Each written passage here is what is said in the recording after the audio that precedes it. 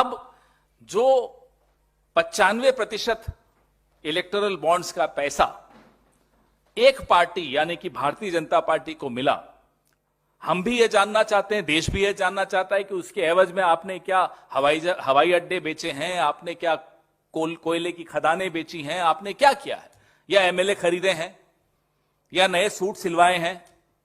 ये जानने का हक हम सबको है।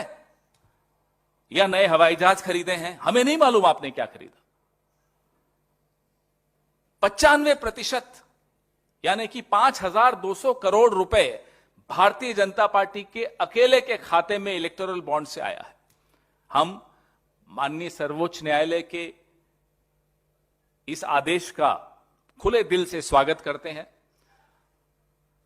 और हम ये मांग दोहराते हैं कि SBI, state bank of India, उस तमाम जानकारी को सार्वजनिक पटल पर रखे जिससे कि जनता को यह मालूम पड़े किसने कितना पैसा किसको दिया।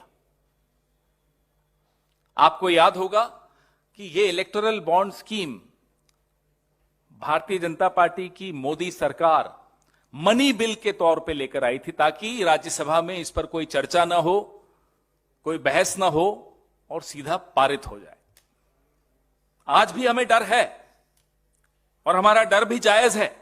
हमारा डर यह है कि कहीं फिर से कोई अध्यादेश जारी ना हो जाए ताकि इस सुप्रीम कोर्ट के आदेश से बच जाए सरकार।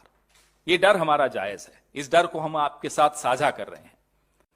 हमारी मांग है, यह सीधा सीधा भ्रष्टाचार का मामला है और इस भ्रष्टाचार के मामले में सीधे सीधे प्रधानमंत्री खुद शामिल हैं। ऐसे कई खोजी पत्रकारों ने फाइल की नोटिंग्स तक सार्वजनिक की हैं, आप सबके सामने हैं। मैं भी आपसे साझा करूंगा, जिसमें चुनाव आयोग हो, वित्त मंत्रालय हो, लॉ कमीशन हो, लॉ मिनिस्ट्री हो, इन सबने अपने अपने स्तर पे जिनकी जमीर जिंदा है उन अधिकारियों ने फाइल नोटिस में अपना विरोध दर्ज किया था। उस विरोध को नजरअंदाज करते हुए किस तरह से ये थोपी गई इलेक्टोरल बॉन्ड स्कीम इस देश पर, यह हम सब ने देखा। आज प्रधानमंत्री एक्सपोज हो गए हैं, बेनकाब हो गए हैं, उनका भ्रष्टाचार बेनकाब हो गया।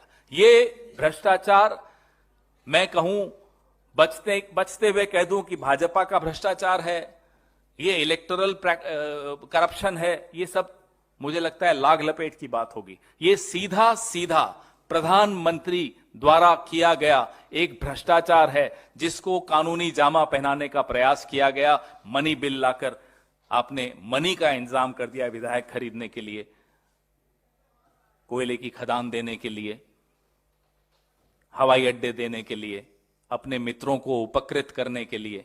यह आपके सामने है। आज मैं फिर से हमारी पार्टी की ओर से, इस देश की जनता की ओर से उन तमाम वकीलों को, एक्टिविस्ट को, एनजीओस को, माननीय सर्वोच्च न्यायालय को खुले दिल से धन्यवाद देते हैं कि आपने एक ऐसा आदेश आज पारित किया है जिससे लोकतंत्र के जिंदा रहने की उम्मीद हम सबके मन में जागी।